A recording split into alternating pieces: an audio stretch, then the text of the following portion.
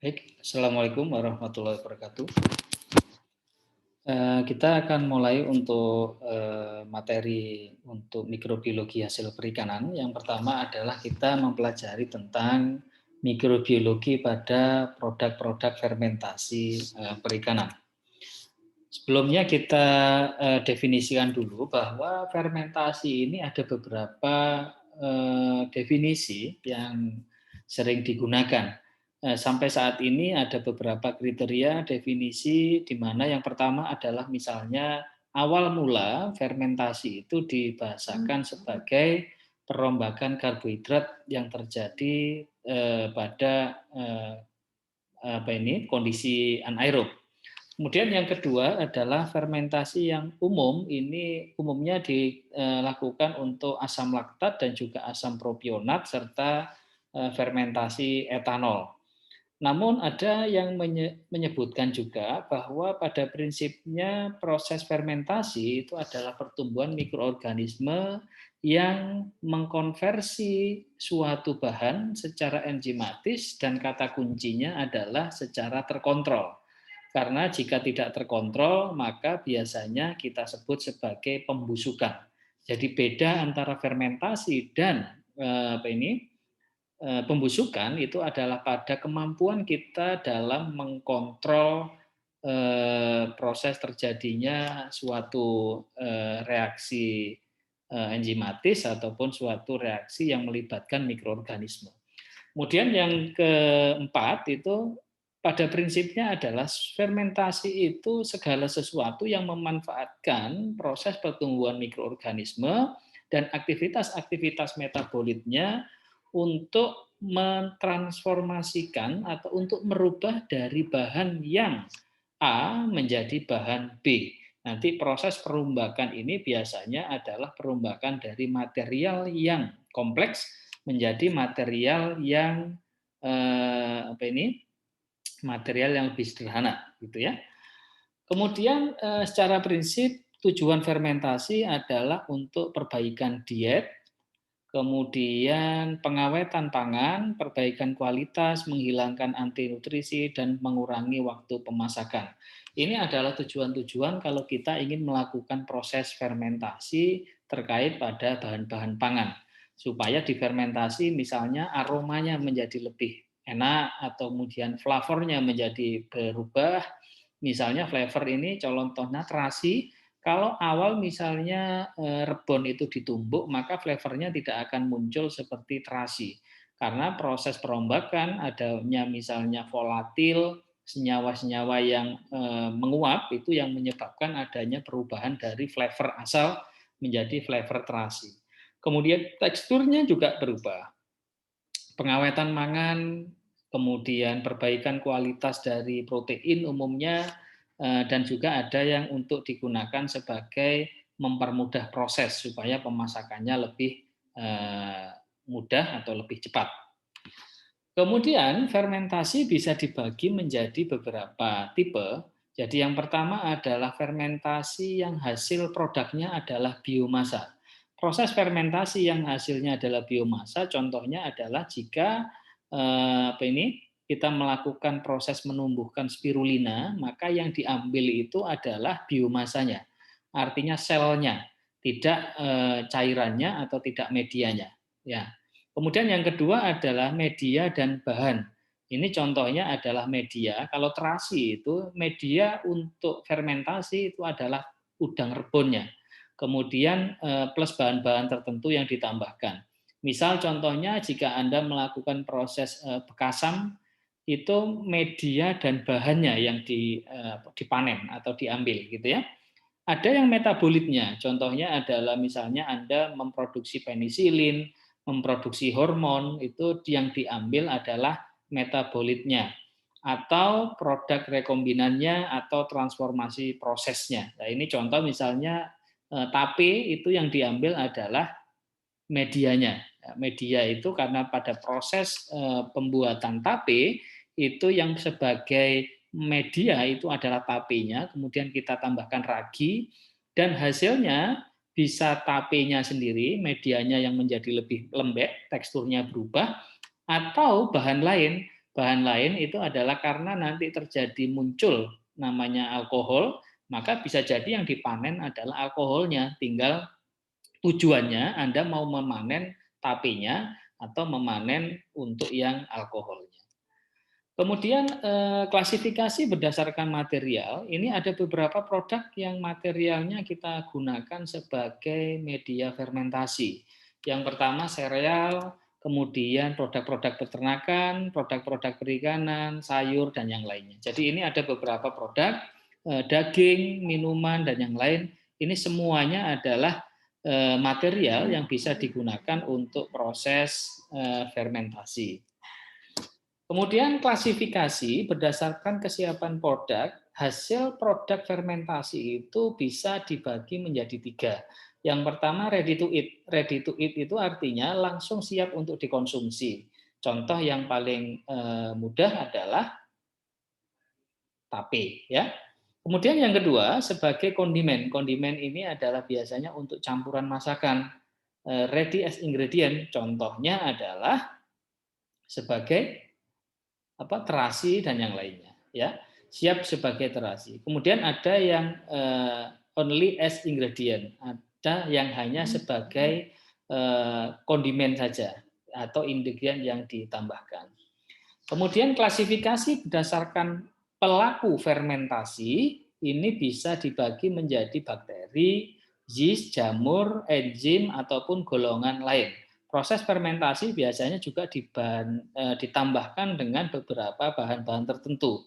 Ada yang menambahkan sedikit gula, ada yang menambahkan kemudian sedikit enzim, ada yang gabungan dari enzim dan bakteri dan yang lainnya. Jadi ini adalah klasifikasi kalau jika penfermentasi atau pelaku fermentasi itu bisa dibagi menjadi beberapa seperti yang terlihat di sini.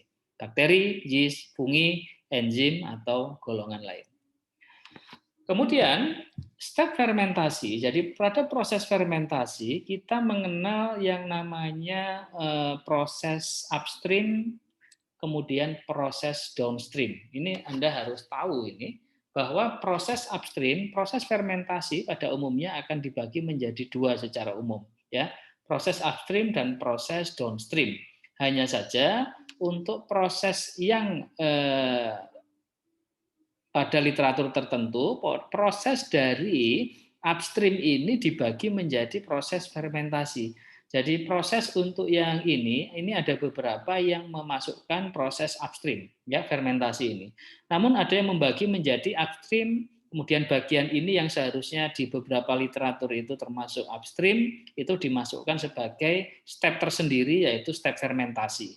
Kemudian yang ketiga adalah step downstream. Downstream ini adalah proses di mana ini terdiri dari proses ekstraksi dan purifikasi, yaitu mengambil hasil dari produknya.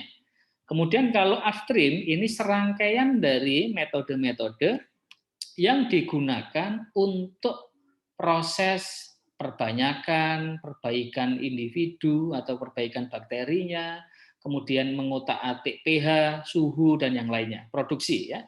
Pada prinsipnya, jika sudah mengalami proses panen, maka proses panen itu adalah proses downstream atau proses untuk proses pemanenan.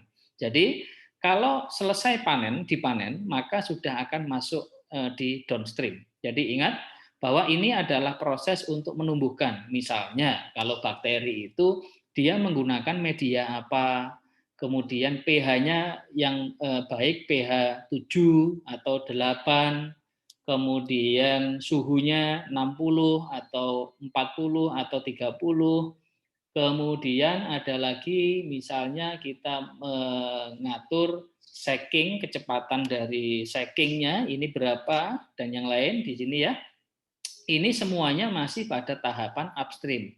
Nah, untuk menumbuhkan, misalnya kita aerator dalam proses untuk menghasilkan, itu ada yang fermentasi prosesnya. Namun banyak buku juga proses fermentasi ini dimasukkan pada proses upstream, ya. Kemudian proses downstream ini adalah proses di mana panen itu dimulai. Jadi kalau Anda sudah menumbuhkan bakteri selama 24 jam misalnya, maka akan dilakukan panen hasil dari bakterinya. Entah berupa tadi, ada biomasa, ada yang metabolit, ada yang lain-lain. Nah, proses panen itu masuk pada proses namanya downstream atau stream bawah. Upstream itu stream atas ya, atau tahap satu, dan ini adalah tahap terakhir itu melakukan proses downstream.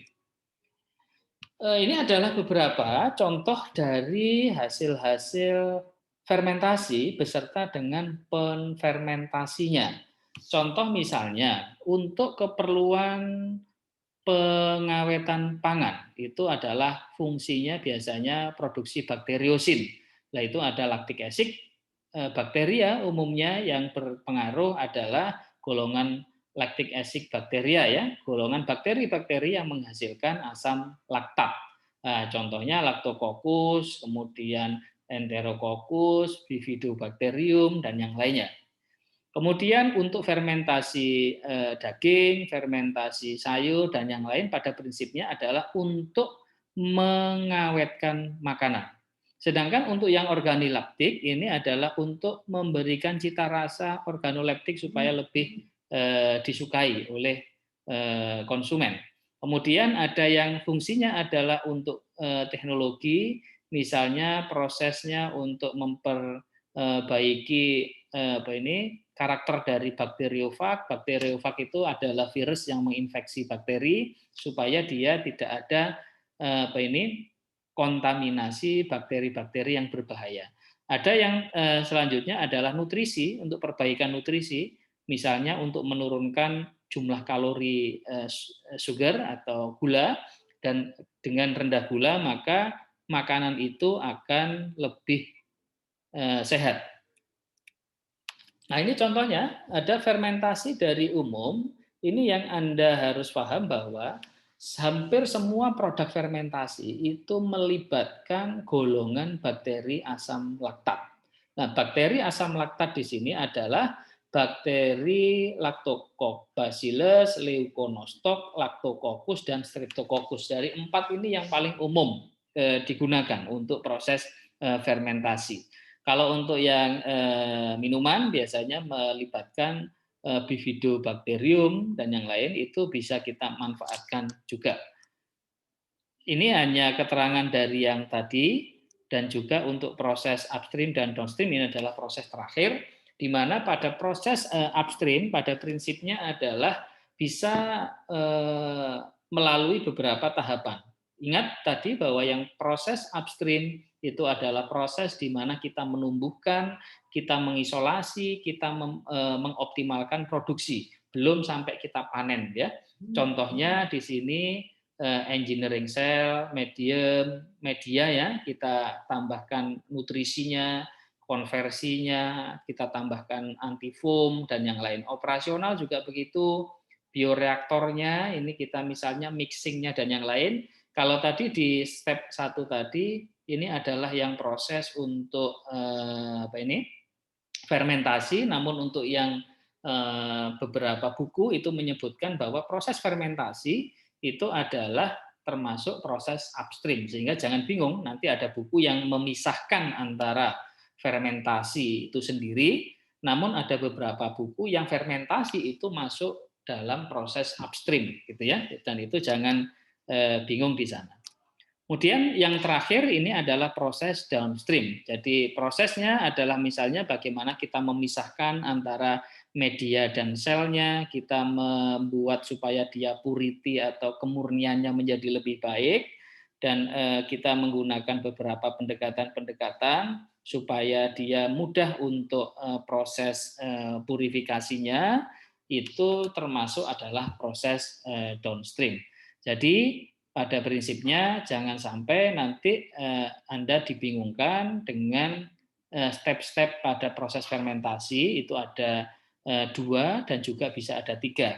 Kalau 2 berarti proses fermentasi itu masuk pada wilayah upstream, namun kalau yang menganut 3 step maka proses fermentasi itu dipecah dari yang upstream. Jadi ini pengantar di mana mikrobiologi itu merupakan suatu ilmu yang kita melibatkan juga beberapa kemampuan. Yang pertama, kalau yang ini kita lihat bahwa mikrobiologi ternyata bisa kita gunakan juga untuk proses fermentasi, dan proses fermentasi itu pasti melibatkan 3 step atau 2 step tergantung dari buku mana atau literatur mana yang Anda ikuti.